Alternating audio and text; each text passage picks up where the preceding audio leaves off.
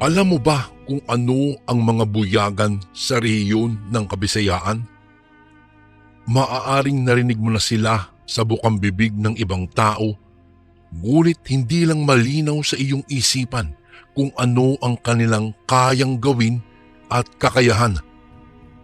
Para sa iyong kaalaman, isa silang nilalang na nahahanay sa mga sinaunang babaylan na usikan.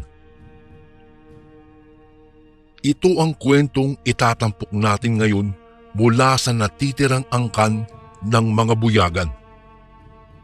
Ating pakinggan ang karanasang ibinahagi sa atin ng isa nating kababayan na galing sa angkan na ito. Taong 1975, Iloilo.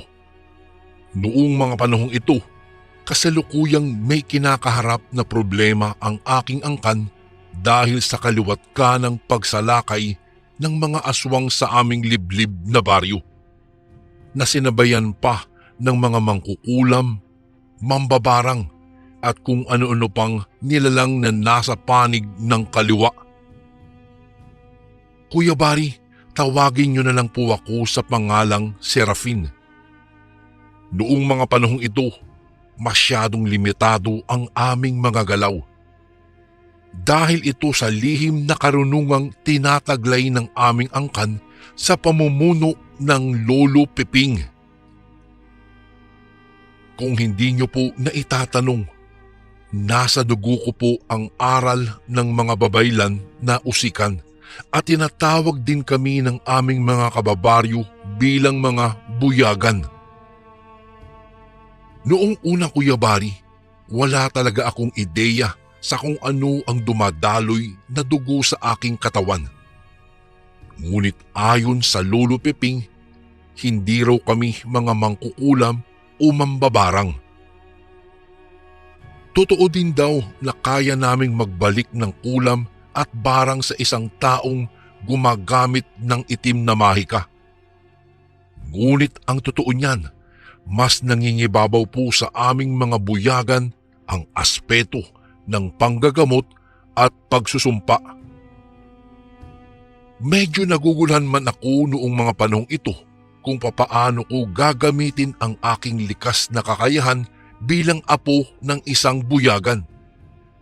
Ngunit sabi ng lolo ko po, magtiwala lamang daw po ako sa aking kakayahan bilang manggagamot na buyagan.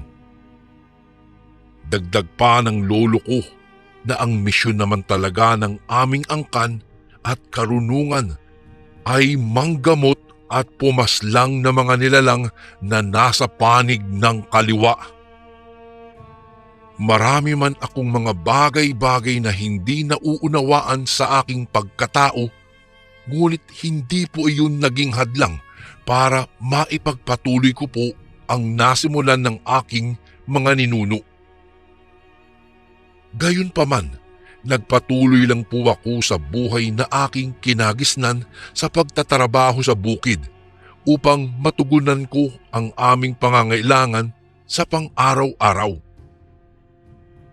Halos itinuon ko na rin ang sarili ko sa mas makabuluhang bagay at inaasahan ko na sa mga susunod na araw ay marami pang ituturo sa akin si Lolo Piping. Serafin, apo, eto, tanggapin mo ang libretang itim ng ating angkan at masusi mong pag-aralan ang bawat katagang nakapaloob dyan. Masusi mong pag-aralan ang importanteng kataga ng isang buyagan, ang espesyal na aral ng magsusumpa. Magagamit mo ang aral na iyon para isumpa ang isang angkan ng mga nilalang na nasa panig ng kaliwa. Sa katunayan, apo, ang mga aral sa libretang iyan ay pawang mga gabay lamang bilang proteksyon sa ating mga sarili. At higit sa lahat, ang mga taong naghahangad na pabagsakin ang ating angkan. Magkakasunod na paliwanag at paalala ni Lolo Piping.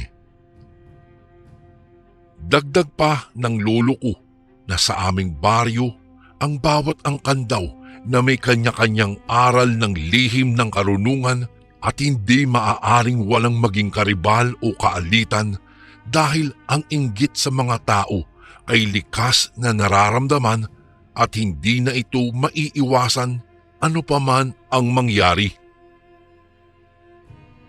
Sa pagdaan po ng mga araw, naging mausisa ako sa mga taong ngayon ko lang nakausap at nakilala. Habang pautay-utay ko namang inaaral ang karunungan ng isang buyagan, magkaganon pa man ay hindi ko rin namamalayan na may mga tao na pala akong nasasagasaan sa aking ginagawa.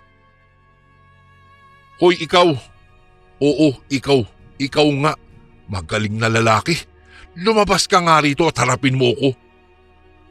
Hangal kang bata ka no? Anong gusto mong palabasin na ikaw na lamang ang magaling sa baryong ito? Abay wala na nagpapagamot sa akin. Lahat na lang kinuha mo na. Akala yata ng lolo Piping mo, kayo lang ang may alam sa aspeto ng lihim ng karunungan. Magkakasunod na bulyaw at paratang ni Mang Rusto. Sandali po, teka po, aba Mang Rusto, maghulos dili po kayo sa mga pinagsasabi at paratang ninyo. Wala po akong kinukuha sa inyo at huwag niyo pong idamay ang pangalan ng lolo ko at inosente po siya sa mga paratang niyo. Barain kong tunog at paliwanag naman.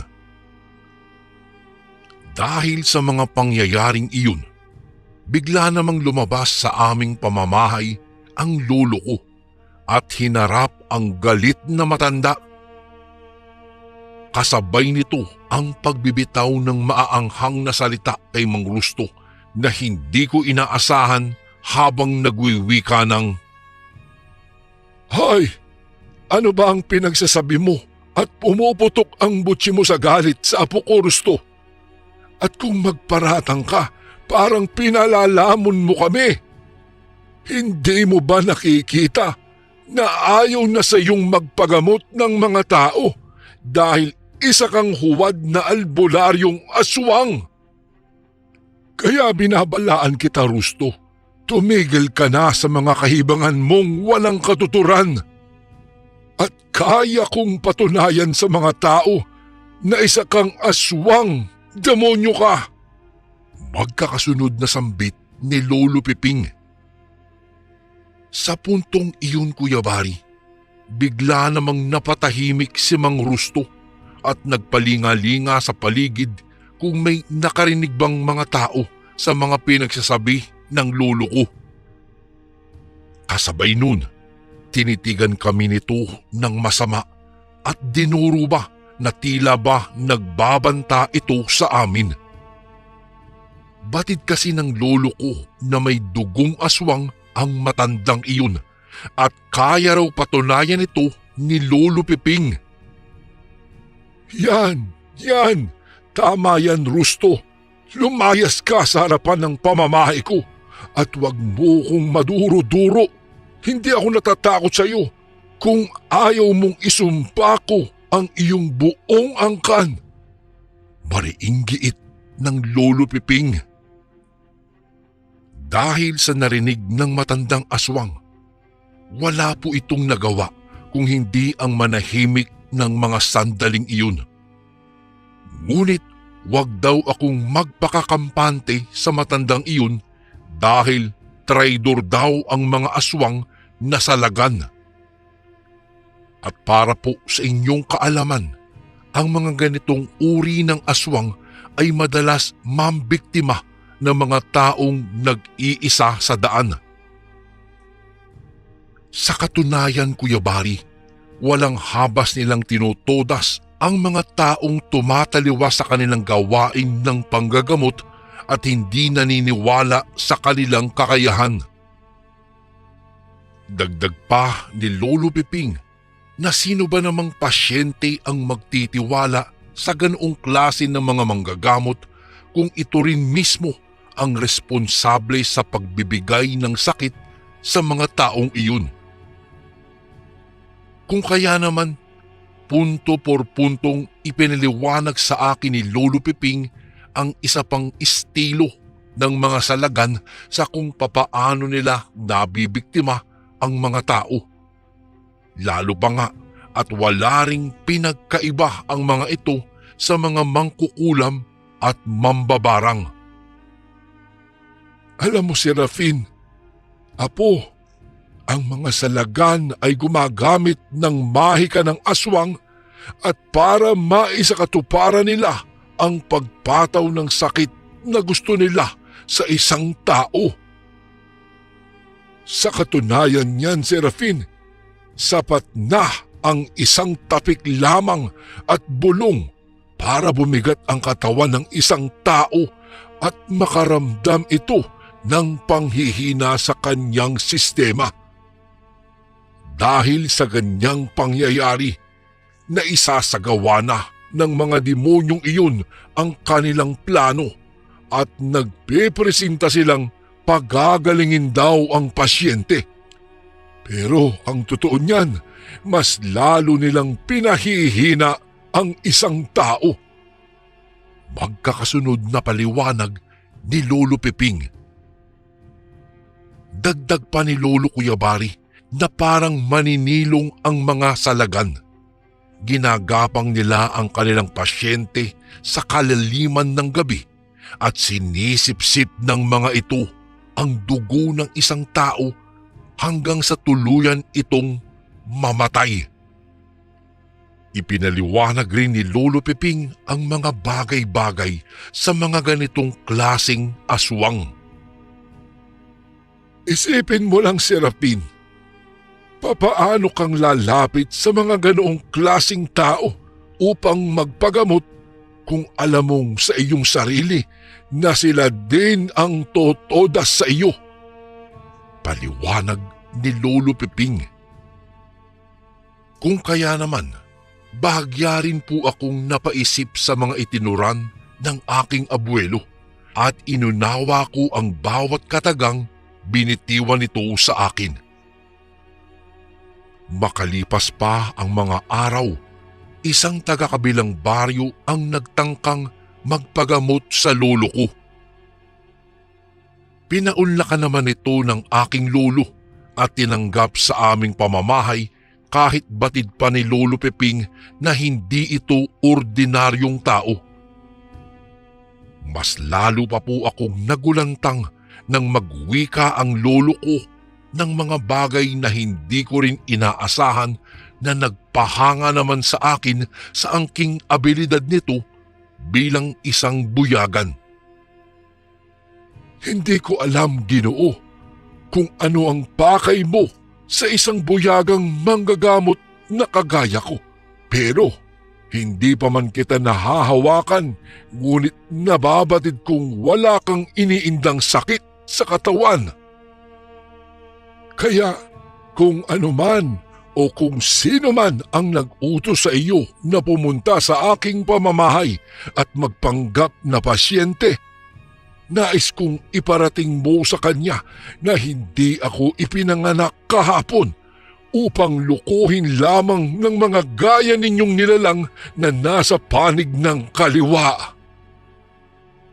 Binabalaan ko kayong mga aswang, wag na wag ninyong susubukan ang galit ng isang buyagan kung ayaw ninyong isumpa ko kayo kasama ang inyong buong angkan. Magkakasunod na paliwanag at pagbabanta na ni Lolo Piping. Sa kaulanan, Kuya Bari, biglang umalis sa aming pamamahay ang binatilong lalaki at humingi ng pasensya sa lolo ko dahil napag-utusan lamang daw siya ni Mang Rusto upang subukan ang kakayahan ng lolo ko sa panggagamot. Kaya naman, biglang kumunot ang noo ni Lolo Piping habang nagwiwika ng mga katagang hindi ko inaasahan. Talagang sinusubukan ako ng matandang iyon, Apo. Masyado yatang minamaliit ang aking kakayahan bilang isang buyagan. Huwag lang silang magkakamaling patawan ng sakit ang isa sa inyong mga apo ko. At kapag ka nangyari iyon at may nasaktan ni isa sa inyong lahat, sa maniwala ka man o sa hindi, papatayin ko ang buong angkan ng mga salagan na aswang.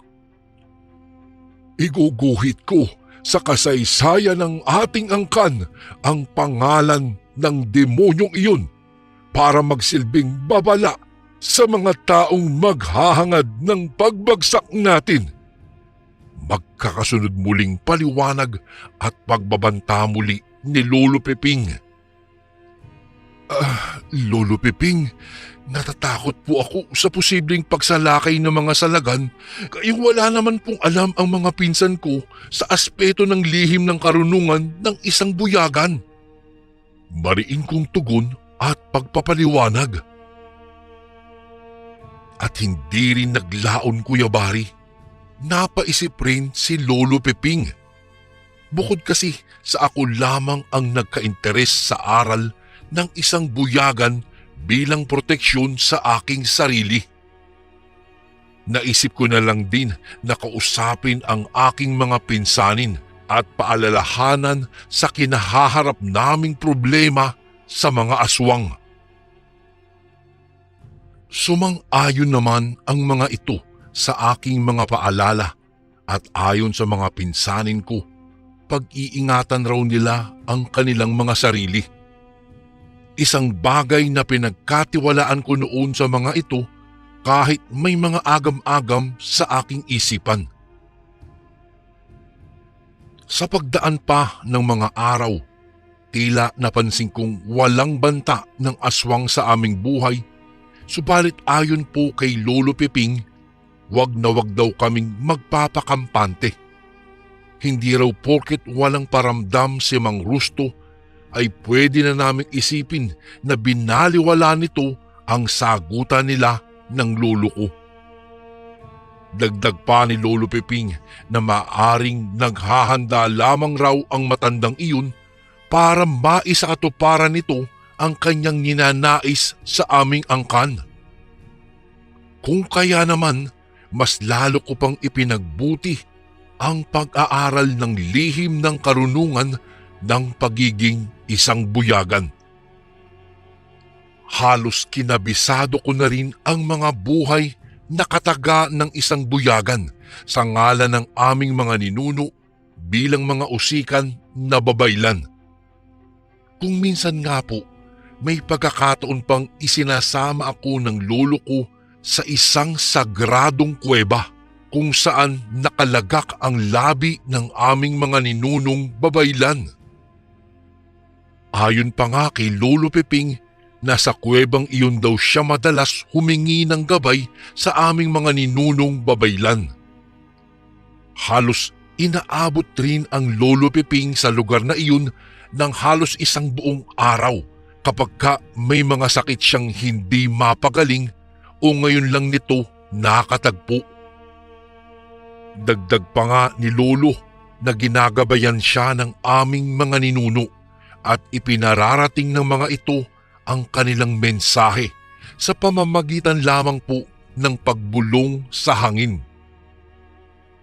Bukod pa riyan, tanging may mga dugong babaylan lang ang nakakarinig sa mga bulong na iyon. Isang hapon, ewan ko ba kung ano ang nangyayari sa akin at habang binabagtas ko ang daan pauwi sa aming bahay nang bigla akong mapahinto sa aking paghakbang. Tila ba may pumipigil sa akin na bumalik ako sa aking pinanggalingan ng mga oras na iyon. Serafin, bumalik ka sa bayan dahil nasa panganib ang mga pinsan mo. Bulong ng isang boses sa aking isipan, Kuya Bari. Sa puntong iyon, dali-dali naman akong bumalik sa aking pinanggalingan at halos magkandadapa-dapa na ako sa pagmamadali, maabutan ko lamang ang mga pinsan ko. Subalit pagdating ko po sa lugar na iyon, nakita kong nakasubasob si Alan na mulat na ang mga mata, pero hindi maagalaw kasama pa ang dalawa kong pinsan na nakatulala habang nananatiling walang imik. Dahil sa mga pangyayaring iyon, pinilit kong magsalita ang mga iyon pero tila ba nabingi ang mga ito. Habang nakatitig sila sa akin na hindi ko mawari kung naiintindihan ba nila ang mga sinasabi ko. Subalit isang lalaki ang lumapit sa akin na nakasaksi sa mga pangyayari at inilahad nito ang kanyang mga nakita kung bakit nagkaganoon ang mga pinsan ko. Ayon sa lalaking iyon, isang matandang lalaki daw ang nakasalubong ng mga ito sa daan at tinitigan ang mga ito sabay pinagtatapik sa balikat. Kaya raw parang nawala sa sarili ang mga ito at sa palagay ng lalaking iyon, tila ba may binulong ang matanda sa mga pinsan ko kung kaya tila kumalas ang kanilang mga wisyo sa kanilang katawan. Ganun pa man, bilang panganay sa aming magpipinsan, pinilit kong iuwi ang mga ito lulan ng isang tricycle at idiniretso ko sa aming pamamahay kung saan naroon si Lolo Piping. At dahil po sa pangyayaring iyon, Kuya Bari, isinalarawan ko kay Lolo ang wangis ng matandang lalaki na may gawa nun sa mga pinsan ko. Ayan na nga ba ang sinasabi ko? Kita mo ang resulta ng walang pananggalang sa katawan, Serafin. Madaling nahipnotismo at nabulungan ang mga pinsan mo ng aswang na iyon. Maigi sana kung bulong lang, pero kung minalas-malas ang mga ito, baka sa daan pa lang, todas na ang mga pinsan mo. Paliwanag naman ni Lolo Piping. Dagdag pa ng lolo ko na positibong binulungan ng aswang na salagan ang mga ito at kung hindi namin naagapan ang mga iyon ay maaaring malagay sa peligro ang mga buhay nila. Ang bulong daw ng isang aswang ay pwedeng magdulot sa ordinaryong tao ng pagkawala nito sa katinuan hanggang sa ito ay magkasakit. Kung kaya naman, wala na kaming pagpipilian pa ni Lolo Piping kung hindi komprontahin si Mang Rusto dahil ang matandang ito lamang ang posibleng may gawa ng bulong sa mga pinsan ko. Maya-maya pa, nakita kong naghahanda na si Lolo at nababatid kong hahanapin ito ang angkan ng mga salagan na aswang. Serafin, apo, tawagin mo ang Tiyo Arnel mo at sabihin mong magbantay siya sa mga pinsan mo at may kukumprontahin lang tayo. Mariing paalala ni Lolo Piping. Kaagad naman akong sumunod sa mga sinabi ni Lolo ko na tinugunan naman ng Tiyo Arnel kung kaya naman nang makarating ito sa aming pamamahay, binantayan nito ang mga pinsan ko. Pinaalalahanan pa ni Lolo ang tiyuhin ko ng ilang mga bagay sa dapat itong gawin habang wala daw kami. Arnel, ito ang tandaan mo. Ano man ang mangyari sa pamangkin mo, sumigaw man sila o magwala, hayaan mo lang silang nakagapos at huwag mong kakalagan. Dahil sa oras na kinalag mo ang kanilang gapos, sa maniwala ka man o hindi, sasalakayin ka nila ng walang alinlangan at baka ikamatay mo pa. Pagpapaalala ni Lolo Piping kay Tiyo Arnel. Nung mga oras na iyon, Kuya Bari, umusal ng buhay na kataga ang lolo ko sa hangin bilang proteksyon habang patungo kami sa aming pakay sa bahay ni Mang Rusto. Sa pagbagtas namin ng daan, seryoso naman ang Lolo Piping habang patuloy na bumubuka-buka ang bibig nito na tila ba ikinakalat sa hangin ang aral ng buyagan. Sa pagdating namin sa lugar na iyon, bahagya kaming pinagtitinginan ng angkan ni Mang Rusto na may mga nanlilisik na mga mata at mayroon ding pangising-ngisi na animoy mga demonyo. Pakiramdam ko nga, Kuya Bari, ng mga sandaling iyon para kaming pumasok sa kuweba ng mga aswang. Naririto na tayo, Apo Serafin. Tandaan mo, kahit ano pa man ang mangyari ngayong gabi, manatili ka lang sa tabi ko. Batuhin mo ng tigalpo ang bawat aswang na lalapit sa iyo, bata man o matanda, babae man o lalaki. Huwag kang magdadalawang isip na tudasin sila kung ayaw mong ikaw ang paglamayan. Paalala sa akin ni Lolo Peping. At hindi naglaon. Lumabas sa kanyang pamamahay si Mang Rusto na pangising-ngisi sa amin at titig na titig habang nagwiwika ng mga katagang inaasahan na namin ni Lolo Peping. Akalain mo namang naririto sa aming teritoryo ang mga buyagan na manggagamot? Ngayon, Beloy, ano ang pakay ninyo sa akin? Patanong na bati ni Mang Rusto.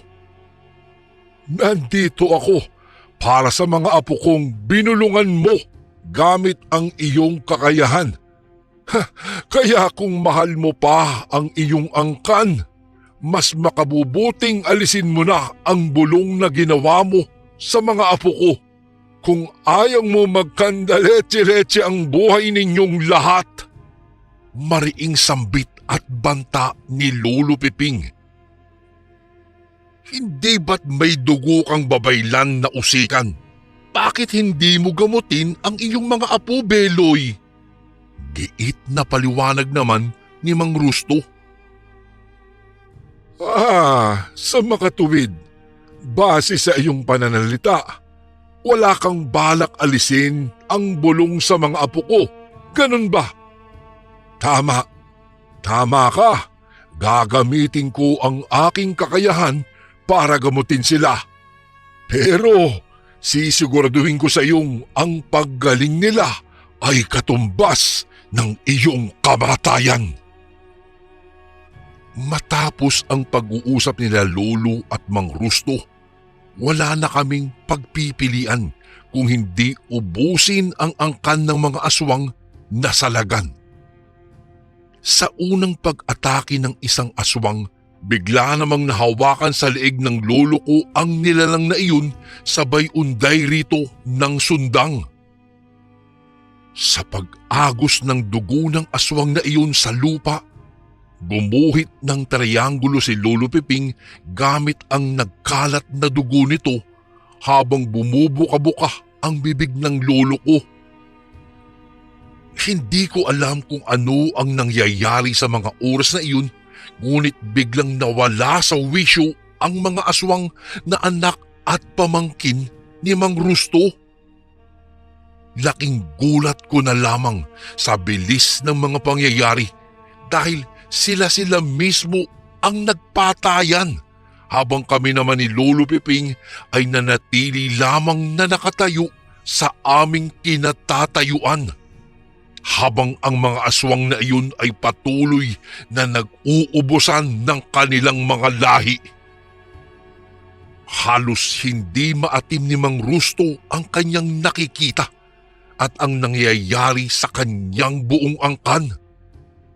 Wala rin itong ideya kung ano ang ginawa ng lolo ko at kung bakit nag-uubusan at nagpapatayan ang mga iyon.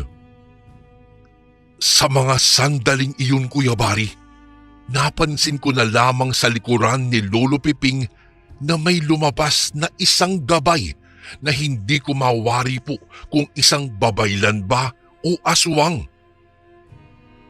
Nanlilisik din ang mga mata ng lolo ko na hindi ko rin maintindihan habang nakangisi sa dalawang anak ni Mang Rusto.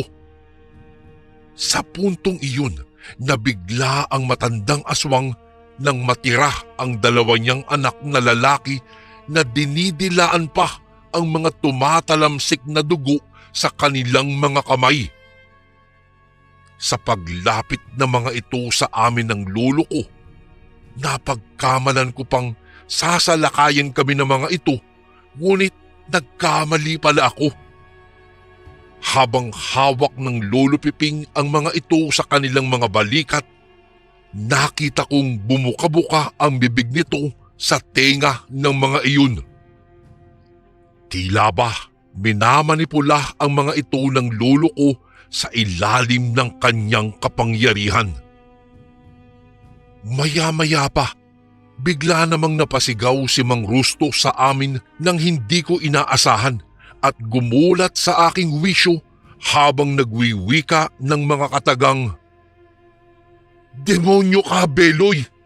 Anong klaseng bahay ka ang ginamit mo sa aking angkan at nagpataya ng mga ito? Pati ang dalawa kong anak, bakit wala sila sa kanilang mga sarili? Anong ginawa mo?" Magkakasunod na tanong ni Mang Rusto. "Hanggat nasa ilalim sila ng aking sumpa, susunod ang mga anak mo sa aking mga kagustuhan. Ngayon, tikman mo ang galit ng buyagan dahil mga anak mo ang tatapos sa buhay mo. Tandaan mo, Rusto, wala kang pagpipilian kung hindi ang lumaban lamang at ipagtanggol ang iyong sarili laban sa mga anak mo." Mariing pagpapaliwanag ni Lolo Piping kay Mang Rusto. Sa isang kumpas lang ng kamay ni Lolo Piping, magkasabay na sumalakay ang mga anak nito sa kanya habang nananatili kaming nanonood ng lolo ko at walang kaimik-imik. Halos kitang-kita ko sa mga galaw ni Mang Rusto Kuyabari na hindi nito kayang tudasin ang dalawa niyang anak na walang humpay siyang sinasalakay.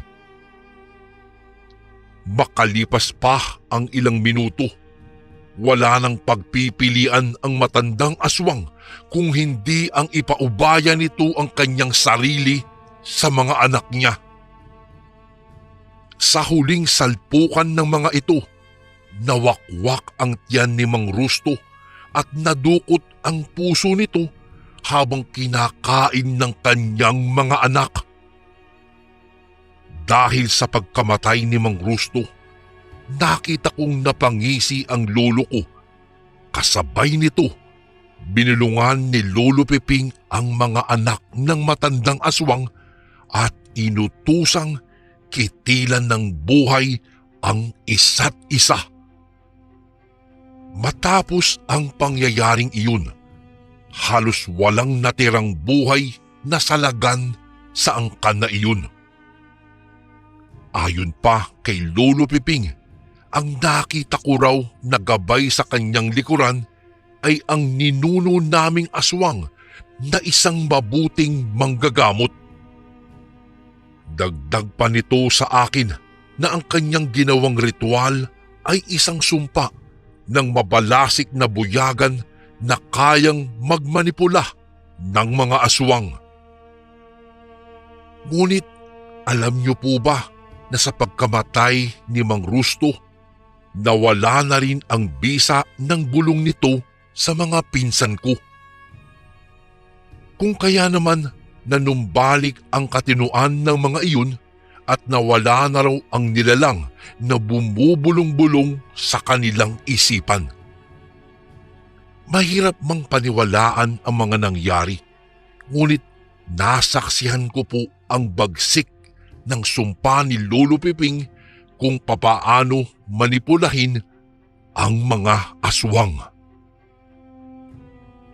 Hanggang dito na lang po ang aking kwento, Kuya Bari, at marami pong salamat sa inyong lahat.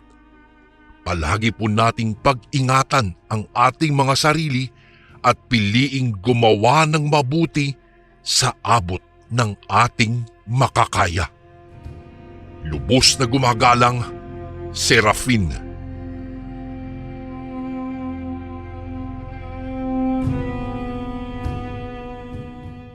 Magandang araw Kuya Barry. Ganoon din sa mga kasundo na walang sawang nakikinig sa inyong YouTube channel. Ako nga po pala si Reggie. Hindi ko po tunay na pangalan.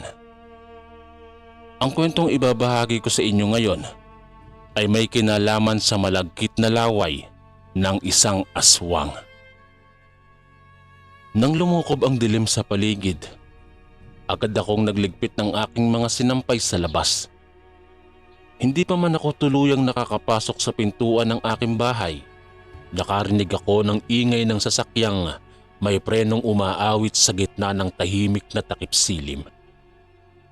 Huminto ang sasakyang yaon sa isang malaking bahay na kalapit lamang ng kinatitirikan ng aking bahay. Matagal na ring walang nakatira doon hanggang sa dumating ang bagong lipat. Medyo natuwa ako nung una dahil sa wakas ay may kapitbahay na ako. Pinagmasdan ko ang kotse hanggang sa nagbukas ang pintuan nito at iniluwa ang isang babaeng maputi. May maamong muka at mahaba-haba ang buhok. Sa madaling salita, sobrang ganda ng babaeng yon. Para bang walang kahit na anong kapintasan ng mababakas sa kanyang panlabas na anyo. Umaasa ako na kasing ganda ng kanyang muka ang kanyang pag-uugali. Dahan-dahan siyang lumingon patungo sa aking direksyon. Ngumiti naman ako at kumaway habang hawak ng isa kong kamay ang mga damit na kinuha ko sa sampayan. Kumaway ako sa babae bilang pagpapaunlak sa kanyang pagtanaw. Subalit agad niyang inilihis ang kanyang tingin. Napalunok na lamang ako ng laway sapagkat hindi niya man lang ako pinansin. Medyo nakaramdam ako ng pagkahiya sapagkat minalditahan ako ng babaeng yon. Gayunpaman, ipinagkibit balikat ko na lamang yon at napagpasyahan kong ipagpatuloy na lamang ang aking pagpasok sa loob ng bahay.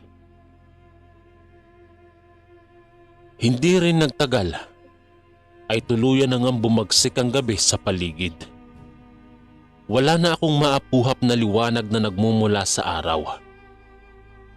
Habang kumakain ako ng hapunan, ay hindi ko maiwasang mapatingin sa labas ng bintana. Sa bahagi kasing yon, ay natatanaw ko ang bintana ng aking kapitbahay. Nakapagtataka lamang na wala akong maapuhap na liwanag mula sa kanyang bahay. Nang sandaling yon, inisip ko na lamang na marahil ay maagang natulog ang magandang babae. Dahil sa palagay ko ay malayo ang pinanggalingan niya. Siguro ay napagod siya sa biyahe. Hindi ko din maiwasan ng humanga sa kanya dahil kababae niyang tao pero nagagawa niyang manirahan sa malaking bahay na iyon ng mag-isa lamang. Itinigil ko ang aking pagkain at nagtungo ako malapit sa bintanang malapit sa akin. Mula sa kurtina ay nagtago ako at pasimpleng sinisipat ang babae sa kanyang bahay. Pero sa tagal ng aking pagmamasid ay hindi ko man lang naapuhap ang babae. Maski nga ang anino nito ay hindi ko naaaninag ng gabing yon. Nagpasya na lamang akong matulog at isinarado ko ng maigi ang mga bintana at pintuan ng bahay. Sa kalagitnaan ng aking pag-idlip ay naalimpungatan ako matapos kong makarinig ng mga kakaibang yabag sa bubungan ng aking bahay. Naising ko mang matulog na lang pero napilitan akong bumangon matapos na magsagit-sitan ang mga yero sa itaas. Wari bang may kakaibang nilalang ang sinusubok na sirain ang bubong ng bahay. Nang oras na yun ay kinakabahan ako at hindi ko alam kung ano ang aking gagawin. Kahit ganoon, naniniwala akong hindi basta-bastang masisira ni numan ang bubungan ng bahay sapagkat matibay na materyales ang ginamit ko sa pagbuo ng aking bahay. Makapal na uri ng yero ang aking binili upang makasiguro na hindi agad ito masisira. Lalo pat maingay ang sabi-sabi noon na maraming aswang daw ang pagala-gala sa aming bayan. At ang mga aswang daw na yon ay walang pinipiling edad na maaari nilang sunggaban. Lahat ng makikita nilang mag-isa at kapag alam nilang walang laban ng isang tao, ay agad nila itong papaslangin. Pumasok agad sa isipan ko na ang nilalang na nasa bubungan ay isang aswang. Mukhang nakaabot na rin dito ang mga hayop na yun. Napabuntong hininga na lamang ako at kumuha ng kutsilyo sa kusina. Malabo din kasing hindi mapadpad ang mga aswang sa lugar namin. Lalo pat liblib ang aming bayan at malayo sa maraming mga tao.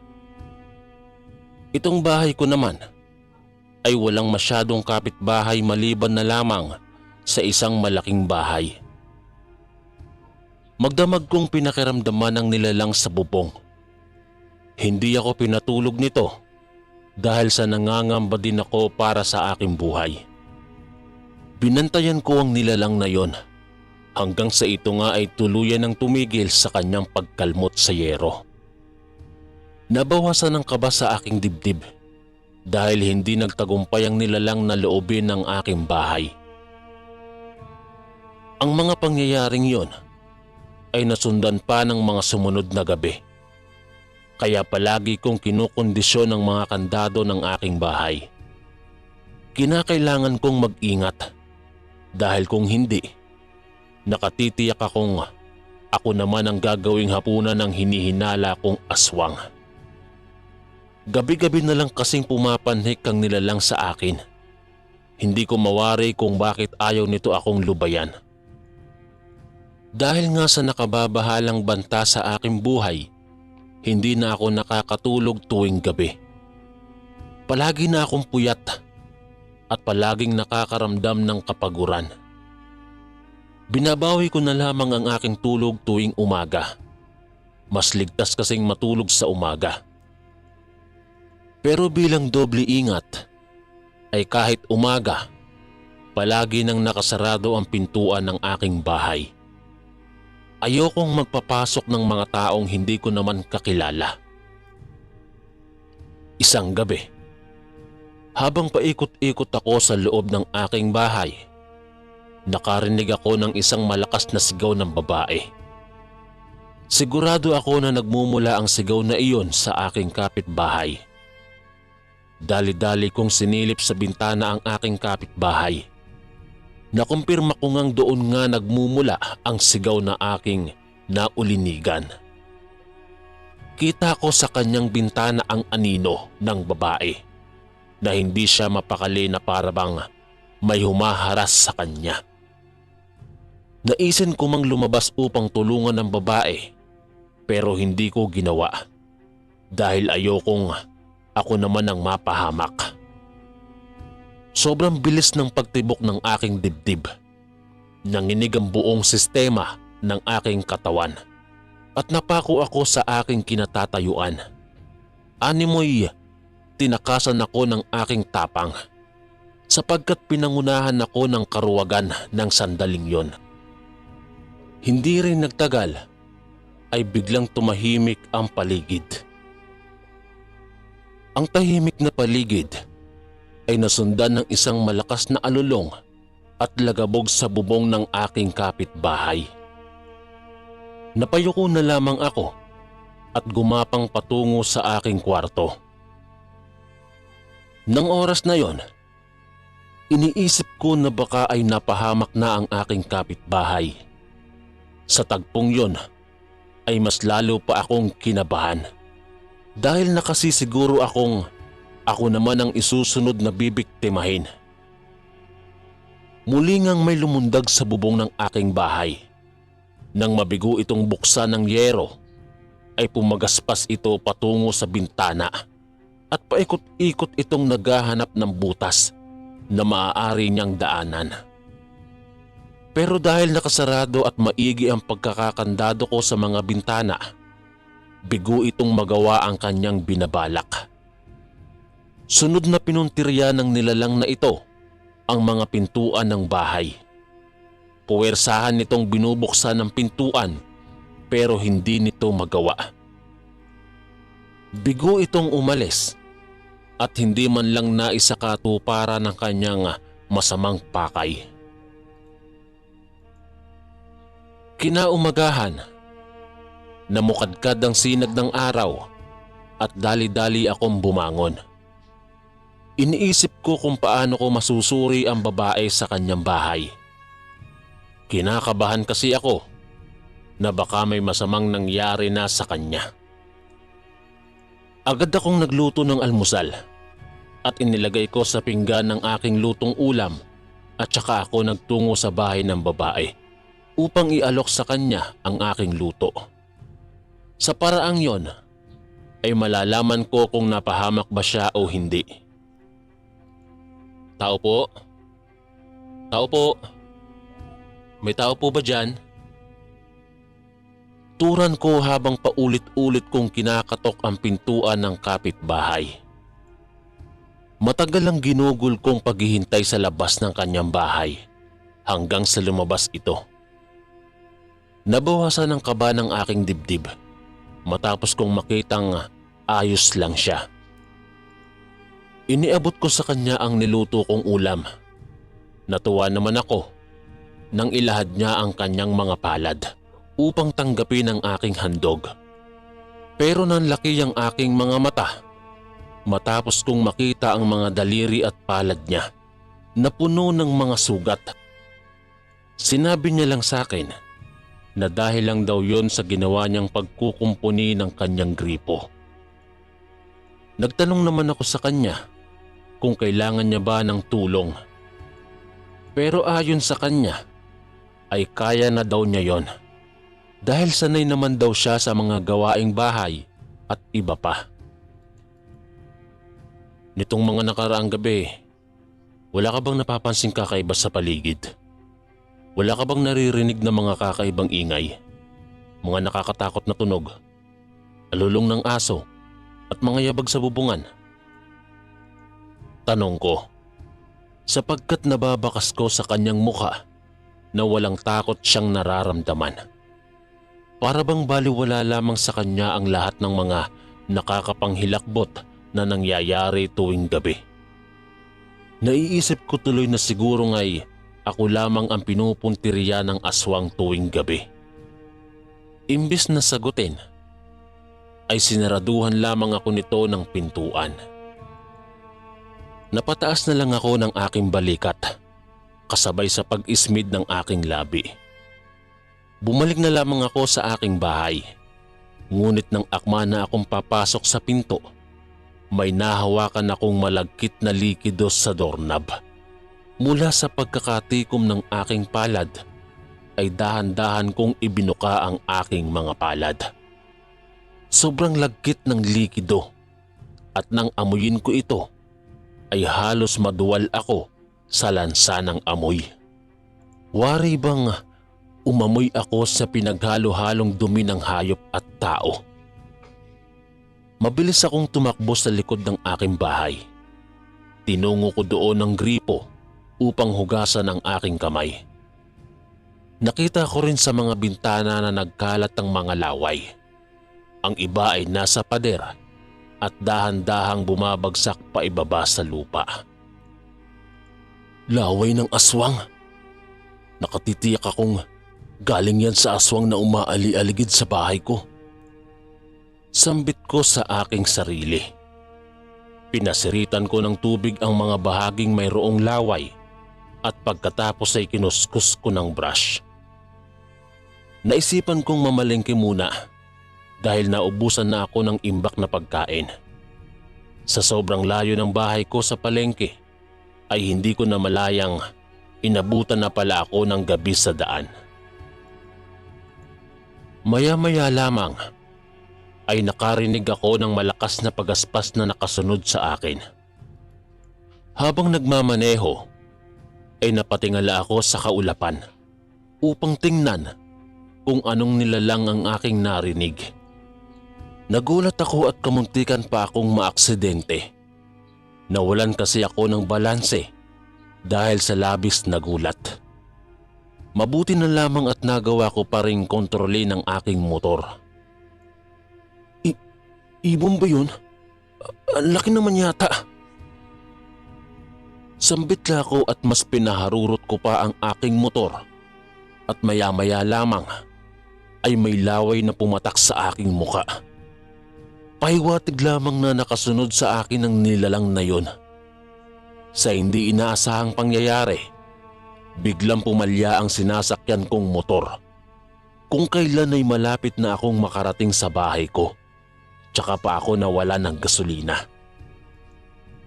Nawaglit ang ilaw ng aking motor at agad-agad ko itong itinigil at pakapa-kapa na lamang akong tumakbo patungo sa aking bahay. Dahil mas malapit ang bahay ng aking kapitbahay, kinatok ko ito pero hindi niya ako pinagbubuksan. Tila ba walang tao sa loob ng kanyang bahay. Tumakbo na lang ako patungo sa aking bahay. Sa hindi inaasahang tagpo, naihulog ko pa ang susi. Sa sobrang dilim ay pakapakong pinulot ang susi, pero hindi ko kaagad nadakma. Ang malakas na pagaspas ng nilalang ay mas humina pa. Nangangahulugan lamang na malapit na ito sa aking kinaroroonan. Bago pa man ito makasunggab sa akin, maswerte ako dahil nakapako kaagad ang susi. Dali-dali kong binuksan ang pinto at agad ko ring isinarado. Lumagabog ang aswang sa pintuan dahil hindi ito nakapasok. Umaangos ito sa labas at paulit-ulit nitong binubunggo ang pintuan ng aking bahay. Mabuti na lamang at matibay ang pinto kaya hindi nasisira. Dali-dali akong tumakbo sa pangalawang palapag ng aking bahay. Baka kasi ay may nakaligtaan akong isaradong bintana. Pagkaakyat ko galing ng hagdanan ay agad na bumungad sa akin ang aswang na nakadapo sa nakabukas kong bintana. Nakabungis-ngis ito, kaya tanaw na tanaw ko ang matatalas nitong pangil na mayroong mga laway na nagsisipag-unahan sa pagtulo. Kitang-kita ko rin ang nansisindak ang mga mata nitong pulang-pula. Wari bang uling na nagbabaga ang mga mata nito. Ang kanyang mga buhok naman ay mahahaba. Kapansin-pansin din ng mga nakakakilabot niyang daliri na taglay-taglay ang matatalas na kuko. Parang tuyong puno ang kulay at figura ng kanyang balat. Noong una ay inisip kong isa siyang manananggal dahil nga sa nakakalipad ito at may pakpak na kahalintulad ng sa paniki. Pero nang makita ko ang mababagsik niyang binti, nabatid kong ibang uri ng aswang yon. Patakbo akong bumalik sa ibaba ng bahay.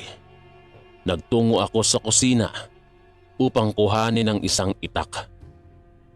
Pagkatapos kong makuha ang itak, ay iwinasiwas ko yon at marahan akong humakbang patungo sa kinaroroonan ng aswang. Kung hindi kasi ako lalaban, ay gabi-gabi ako nitong bubulabugin.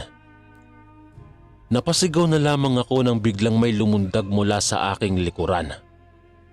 Nakalmot nito ang aking likod na ikinatastas pa ng aking damit. Mahapdi man ang aking natamo, pero tiniis ko yun upang maipagtanggol ko ang aking sarili. Matapang akong sumalubong sa atake ng nilalang. Dahil sa aming pagpapalitan ng atake at depensa, napadpad ulit kami sa ikalawang palapag kung saan naroon ang nakabukas na bintana. Sa kabutihang palad ay aksidente kong nahiwa ang dibdib nito. Dahil sa kanyang natamong sugat ay nagpakawala ito ng isang malakas na angil kasunod sa kanyang pagtalon sa bintana. Gusto ko man siyang puksain pero natakasan ako nito. "Bumalik ka dito! Duwag!" Singhal ko sa aswang, pero tuluyan na itong lumipad palayo. Kinaumagahan ay nakarinig ako ng katok sa aking pintuan. Narinig ko ang boses ng isang babae. Pamilyar sa akin ang boses, kaya naman ay agad ko siyang pinagbuksan ng pinto. Sumilay sa akin ang maamong mukha ng aking kapitbahay. May bitbit siyang isang mangkok na sinabawang ulam. Napangiti naman ako sa kanyang binigay. Niyaya ko siyang pumasok muna sa loob ng bahay at pinaunlakan niya naman ako. Ako si Eileen.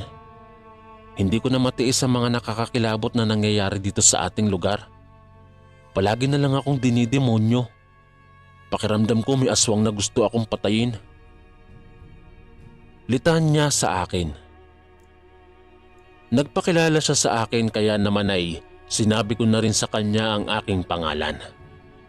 Natatakot daw si Eileen na matulog ng mag-isa sa kanyang bahay. Kaya naman ay nais niyang makitulog na lang sa bahay ko. Agad naman akong pumayag dahil alam ko sa sarili ko na sobrang delikado ang mag-isa, lalo na sa sitwasyon ng aming lugar. Sa loob lamang ng buong maghapon ay agad kaming nakapagpalagayan ng loob. Para bang nararamdaman ko ang koneksyon naming dalawa. Kinagabihan nga ay sabay naming pinagsaluhan ni Eileen ang bigay niyang ulam. Pansin ko sa sabaw ng ulam na sobrang lagkit nito. Gusto ko sanang amuyin ito pero hindi ko na ginawa dahil nahihiya ako sa babae. Ayokong isipin niya na sobrang arte ko. Nang higupin ko na ang sabaw ay para akong humigop ng kakaibang lasa ng sabaw ng lomi. Halos maduwal na ako pero pinilit kong lunukin yon upang hindi magbago ang tingin ni Eileen sa akin. Kita ko sa kanyang mga titig at ngiti ang saya habang sabay kaming kumakain. Hindi pa man nagtatagal ay bigla akong nakaramdam ng hilo at pananakit ng lalamunan pati na rin ng tiyan. Ngunit hindi naman naglaon ay nawala rin ng sakit. Naimulat ko na lamang ang mga mata ko kung saan ay gustong gusto ko na si Eileen. Mas lalo akong nabighani sa kanya. Parang may kakaibang ritual ang meron sa laway na yon, kung kaya't agad kong nagustuhan ng lubos ang dalaga. Naging mas kaakit-akit siya sa paningin ko, kung kaya naman ay humantong sa halikan ang aming titigan. Ang mapuso kong halik ay marahang bumaba sa kanyang liig patungo sa kanyang dibdib. Bigla na lamang na bumalik sa tamang pag-iisip ang aking isipan nang makita ko sa dibdib ni Eileen ng hiwa. Nanariwa ulit sa aking alaala ang tagpo kagabi na kung saan ay nahiwa ko sa dibdib ang aswang. Lumakas ang kutob ko na si Eileen at ang aswang ay iisa. Pansin ko rin po kasi na simula nang lumipat siya sa malaking bahay ay doon na rin po nag-umpisa ang kalbaryo ng aking buhay. Dahan-dahan kong iniangat ang aking tingin sa kanyang muka. Kitang-kita ko kung paano nawaglit ang magandang wangis ni Eileen. Kahalili ang pagkakaroon niya ng hindi kaaya-ayang itsura. Naitulak ko siya kaagad pero sobrang lakas ng pagkakahawak niya sa aking balikat. Sumigaw ito ng sobrang lakas na ikinatalsik ng kanyang mga malalapot na laway sa kabuuan ng aking muka. Sinunggaban nito ang aking liig pero mabuti na lamang ay naipangsalag ko ang mangkok. Kaya imbes na balikat ko ang makakagat, mangkok ang nakagat ng nilalang na ikinalaglag ng isang pangil nito. Sa sobrang galit ng aswang ay binalibag ako nito. Tumilapon ako sa lumang aparador na ikinasira nun. Napuwing naman ako dahil sa mga nagbagsakang mga bukbok kaya nahirapan akong tumakas palayo. Dahil mas kabisado ko ang bahay ko, mas naging madali sa akin ang pagkilos. Agad kong tinungo ang kinaroroonan ng itak. Nang makita ng aswang na may hawak na naman akong patalim, nanlisik ang kanyang mga mata. Wari bang naging bahag ang kanyang buntot. Pinagsikan ko rin siya ng tingin upang iparating sa kanya na hindi ako natatakot lumaban. Sa kahuli-hulihan nga ng aming tunggalian, ay tagumpay ko siyang napagtataga sa iba't ibang parte ng kanyang katawan. Hindi kita papatayin. Gusto ko lang ng magiging asawa. Wika ng aswang at pumagaspas palayo. Dumaan ulit siya sa bintana. Gusto ko man siyang patayin, pero tuluyan na siyang tumakas palayo at nangakong hindi na babalik. Mga ilang araw ang lumipas. Hindi ko na nakikita ang babae sa kanyang bahay. Tinupad nga nito ang kanyang pangako. Pero ang ipinagtataka ko lamang ay parang nagiging iba ang aking kilos. Tuwing gabi din po ay nag-iiba ang aking anyo. Takam na takam lagi ako sa laman ng tao at hayop. Dahil siguro sa laway na aking nainom, nahawa ako sa pagiging aswang ni Aileen. Ito siguro ang nais niyang mangyari, ang maging aswang ako upang makasama niya ako at maging asawa.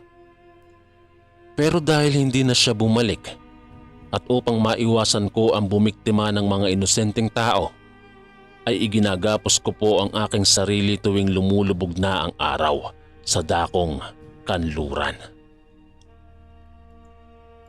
Hindi ko po pinabayaan na maging ganito ako habang buhay.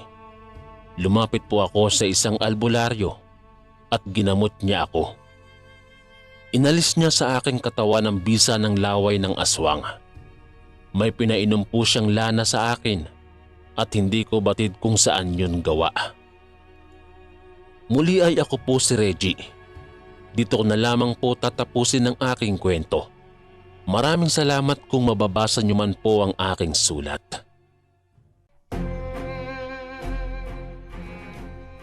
And again, maraming salamat po mga kasundo. Don't forget to subscribe and i-click nyo lang po yung bell na button para updated po kayo sa mga upcoming videos namin na paparating. Maraming salamat po ulit. God bless and ingat po lagi dyan. Ito po si Kuya Bari at ako ang Sundo.